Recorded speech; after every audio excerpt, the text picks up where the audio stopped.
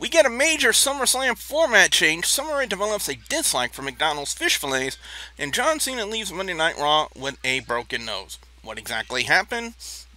Well, it's time to find out on this week's Monday Night Raw review. Prepare to war! Hey guys, it's Becca, and I'm here to tell you that you're watching The Wrestle Gamer on WGS-TV.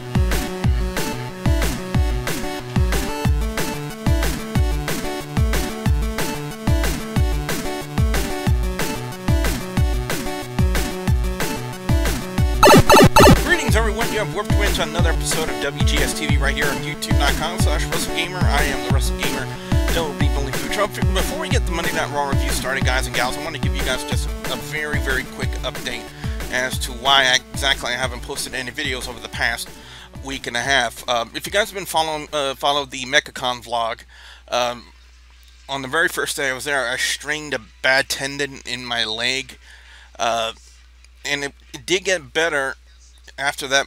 Masseuse stretched my leg every which way but Sunday, but after that the pain just came back, and this past week has just been miserable for your friendly neighborhood Wrestle Gamer, and it is just, it sapped the energy out of me. It made it very hard to even cover last week's wrestling shows, let alone do videos for it, and also catch up with some of the gameplays. Very quickly, I kind of misplaced some of those memory cards that I use, especially in this camera right here. So you guys are gonna have to bear with me. We're gonna be trying something new, a new game called American McGee's Grimm. So just be on the lookout for that. And that's really all I can say for that. And I will be finishing up Honey Pop and continuing Sakura Fantasy, as well as Nikopara. I got quite a bit of projects that I've left unfinished, but that I will be attending to here on the channel. So I just want to give you guys a quick update. As far as my leg goes, I want to say I'm about 80% better since the past week since it happened. My only regret is that it actually did happen just from walking, and I guess it really kind of tells me how out of shape I am. And as soon as I'm about 100%, I want to start doing something about it. And if I can, I'm going to find some way to incorporate the channel into that process. Maybe like a weekly weigh-in or something to that extent. Because of the fact that I got hurt from walking at a convention that I really do enjoy normally going to, it kind of gives me a sign that I need to start changing things around here. And as soon as I get 100% better, I will be incorporating. I'm going to try to find a way to incorporate something to keep you guys updated as to what I'm doing when it pertains to that. But let's set all of that aside. Now you guys are up to speed, let's talk about Monday Night Raw. And the first thing I want to talk about is the format change for SummerSlam. SummerSlam being one of the big four pay-per-views of the year. And I guess, again, if you guys don't know what the big four are, it's Royal Rumble, WrestleMania, SummerSlam, which was coming up, and Survivor Series, the big four original pay-per-views of WWE. Now, Triple H would officially make the announcement on Monday Night Raw that SummerSlam would be now a 4-hour show, when traditionally WrestleMania, which is supposed to be your big show of the year, has been the 4-hour event. My only reaction to that is it has to be a good show, because if this is just a 4-hour debacle, the only saving grace I would take away from that is, since I have the network, that I'm only spending $10 for it, as opposed to $50. So that's really my only saving grace to it.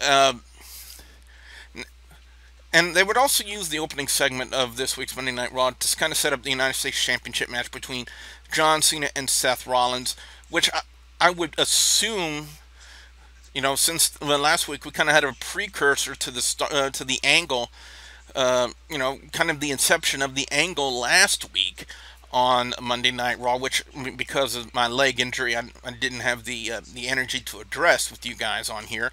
Um, Among other things, I know a lot of people wanted to get my opinion about the Hulk Hogan scandal, but that'll be a different video all on its own. Um, I'm figuring that this is probably going to lead to something to SummerSlam, and I'll talk a little bit more about that when we get to the actual United States Championship match.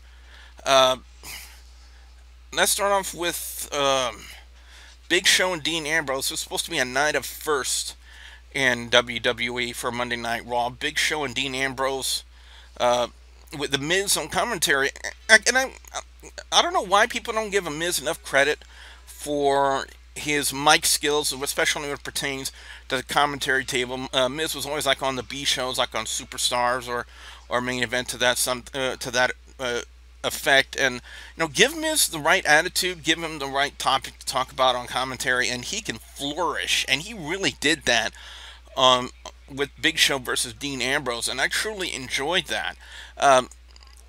Now the way this appears. Well, let me get to what exactly happened in the match. The finish of it, it was just Big Show. Ambrose was going for a suicide dive through the ropes. Big Show would counter with the KO punch. Dean Ambrose unable to answer the 10 count to get back into the ring.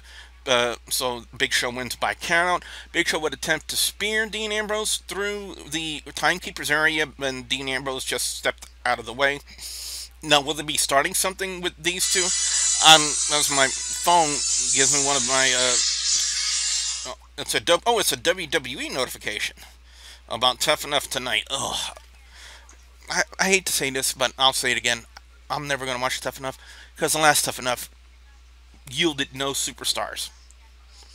And I have no faith in that this one will do the same. I have no faith in it. Or be any different, I should say. But anyway, I don't know if they'll start anything between these two with Big Show and Dean Ambrose. From the way Miz kind of presented himself on commentary, like when Ryback gets back from the staph infection he had in his elbow, that I really don't know. Cody, want a donut? Come get a donut. Again, guys and gals, when I'm in here, I'm doing the Big Brother thing. Come get you a donut. No, they're right here, dude. They're right here. Oh, by the way, you want to say hi to my the people on my Raw review? Say hi. Yes. Figured I'd give my little brother a little guest appearance on here, since I'm always in here doing the letting them play the Xbox, doing the Big Brother thing. But I do apologize about that, guys and gals. Let's get back to the review. Apparently, Ryback, the injury that he suffered is actually a staph infection, which is serious in itself. I've had a cousin who's had several staph infections, and those things are about hideous to handle. So, and I know Steve Austin's had a staph infection before. So apparently that was the reason why Ryback was out. Now I'm going to assume when they come back, they're going to try to resume this angle, maybe, possibly. We would have Fandango and Neville. This is just like a straight squash match. Neville would hit the red arrow on Fandango to pick up the win. But what in the blue hell are they doing with Stardust? And again, I ask the question. I really think Cody Rhodes is having a lot of fun doing this. He looks like he's just taking this gimmick and running with it to the best of his ability, in my opinion. The Divas Revolution continues on Monday Night Raw, and I thank the stars above that we've actually had good female talent actually now being called up into the main roster for WWE. What I mean by that, the NXT Divas. I don't even know if I want to label them that, because of one time on Sports Entertainment Tonight, which apparently a Canadian Open channel is having a huge problem getting to me for some unknown reason. They haven't even uploaded it to their YouTube channel. So this is a call out to Canadian Open channel. If you guys need to put that show up, or at least give it to me, so I can let the people on here who watch my videos actually watch that show. Because it's been well over a month, and they still haven't gotten it back to me. But I still agree with what the John Johnson from the Cali Heat said about that. I really don't want to label them divas because I think that'd be a derogatory statement to their ability, especially when you can compare it to some of the other main roster divas on Monday Night Raw. But Paige and Sasha Banks, this would have headlined any NXT event anywhere. You know, it didn't wouldn't have to even be the Full Sail Arena. It could headline anywhere for the NXT divas. I mean, especially considering the level of talent we had with these two. It was a great match. Sasha Banks would end up locking on the bank statement on Paige to pick up the win. Now, Rusev wanted to present Summer Rae with some gifts to show his affection to the one who apparently, stole his heart or something to that extent. He first gives her a dog and names it Dog Ziggler in referencing to in a negatory reference to Dolph Ziggler. And then he would have a headless fish, a cold fish, which he would reference in a negatory fashion to Lana. And Lana would have enough of that and would actually kind of catfight with Summer Rae and take her face and bury it in the fish, which has got yuck written all over it. Um, Up next, we would have a tag team match. The Lucha Dragons taking on Los Matadores. I love primetime players, especially Titus O'Neil on commentary. And at one point during this match, I swear I heard Michael Cole saying that this commentary was hashtag commentary awful. And he's got a lot of guts to say that. Um, the New Day would once again come out and this time cause a distraction for Los Matadores. Kalisto would then do a Hurricanrana pin on one of the Matadors. And we've got to find some way to distinguish the two between Fernando and Diego. Because we've just been saying, like, Matadori. We can't even, with their mask on, we can't, there's no really good way to differentiate from Fernando and Diego. It's just, something on a sidebar to talk about. So the Lucha Dragons would end up picking up the win. Now, Luke Harper returning to the Wyatt family. I see nothing wrong with it, since he really shined in his initial run with this gimmick in the Wyatt family. And one would believe, I know there are a lot of reports out there that Leo Kruger, aka Adam Rose, would end up becoming a new member of the Wyatt family. I haven't seen anything to validate those statements. I know a lot of people want to see that and give him his gimmick a fresh change of pace, and it probably would do it a world of good. But apparently they're still directing everything towards Roman Reigns, and of course my twin sister, who's on Twitter, I think at Siren the Song, or Siren Night Song, I'm not exactly sure as to what her Twitter handle officially is, but I'll probably just give me 1 second here as it very quickly Siren Night Song. Siren Night Song. I don't know if you guys could, yeah, right there. Yeah, her and her followers were hoping to see Roman Reigns on Monday Night Raw, and we did not get any sign of him whatsoever. And if anything, if I were to pick a segment for him to make an appearance, it would have been this one right here. But again, this is just directed towards the angle they're doing with Roman Reigns. Charlotte and Becky Lynch taking on Alicia Fox and Nikki Bella. Again, the Divas, ever since they called up the NXT Divas, the main roster Divas have been that much more interesting to watch. It was a great match, and I'm glad they finally gave a move to Becky Lynch's submission hold, that armbar, calling it the disarmor, which kind of fits it in a sense, since it is technically an armbar.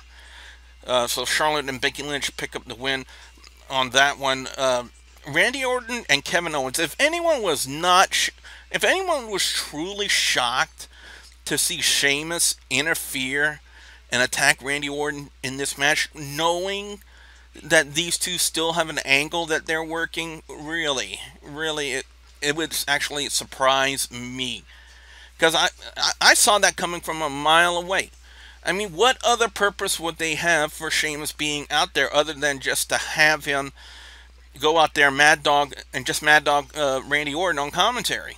No, they were going to have him get physically involved, and that's exactly what ended up happening with Sheamus hitting the bro kick on Randy Orton on the outside. Now, Kevin Owens and Randy Orton Kevin Owens and Sheamus attempted to attack Randy Orton further. Cesaro would come up, attempt to make a save, and get the pop-up power bomb from Kevin Owens for his troubles. So, if we don't see a tag match with Cesaro and Randy Orton taking on Kevin Owens and Sheamus on SmackDown, more than likely we're probably going to have it next week on Monday Night Raw, because it just screams tag team match developing. And finally, the main event, the United States Championship on the line, John Cena and Seth Rollins. Again, what everyone is talking about, what happened in this match, is the broken nose suffered by John Cena courtesy of Seth Rollins' knee. And apparently somebody on the Facebook page decided to post up a little derogatory comment saying, well, maybe Cena now won't mess with Seth Rollins anymore. Ha ha ha, LOL, LMAO. This was, I'm going to assume this was a botch, a legit botch, because first of all, no one wants to go in there and knowingly break their nose during a match. And they showed it on replay. In fact, a friend of mine on Facebook actually posted up a video from Monday Night Raw, and when they zoom in, when John Cena is down after that knee, you can see the blood just gushing out of his nose. Ugh. And we all know it's a break. We just don't know how severe the break is. I mean, because his nose just was swelling beyond control, blood just coming out. You could see it. It was plain as day. I'm surprised that they didn't legitimately stop this thing because of that. Because a deviated septum, a broken nose can really be harmful. Not only is it extremely painful, but it can also make it very difficult to breathe. And of course the loss of blood, because he was just having blood just coming out of his nose just like continuously. They even wiped him up, and there, one shot to the nose, boom, there it goes again. And I've seen UFC fights stopped for something like that. Hasn't been as of late, but probably about years ago, from like the inception of UFC, like around the Ken Shamrock days. But Cena would still lock on the STF on Rollins to retain the United States Championship. Even JBL would say on commentary that John Cena is one tough son of a bitch. And I don't know if JBL is going to get in trouble for that, but I think it's probably just his initial honest reaction to it. And I think it's everyone's initial honest reactions to it. You know, having a severely broken nose and still having the guts to finish the match. And I think that's only a testament to the dedication that John Cena has. And that's one of the pure reasons why I respect John Cena as a worker in the WWE. Now, if people want to dislike the video because I've said that, that's your opinion. But my opinion, since I'm the one who's making the video, is I respect John Cena. Anyway, overall score in this week's Monday Night Raw is going to be a definite 4 out of 5. It was a very entertaining show. I'm going to say best match of the night, I'm going to give it to Cena and Seth Rollins. Again, how many people do you know that can, suffer a severely broken nose and still finish the match? With his breathing obviously affected, with blood coming out of his nose, and the obvious pain that he was in, and he still finished that match and made it entertaining, to say the least. Worst segment of the night was Summer Rae getting her face buried in fish by Lana, just for the reason as the fact that I don't like fish, and I thought that was actually kind of gross and disgusting. But anyway, what I want to know, that's been my overall score, and what I want to know from you guys out there, the viewers and subscribers, your thoughts on Monday Night Raw this week. What are your overall scores? What are your picks for best and worst match or segment of Monday Night Raw this week? I definitely want to know what you guys out there have to say. Be sure you put your comments in the comment section below. Don't forget to hit that like button. Don't forget to check out 2 of my videos in the annotations at the end of this video. And if you haven't yet, please subscribe for more content like my reviews, Double B plays, Mid-South Extreme, and a whole lot more with my vlogs. So, with that being said, guys and gals, I'm the Wrestle Guru, Double B from the Dojo, saying we'll see ya at the next Warp Zone. She stops at her chest, allowing her hands to clasp them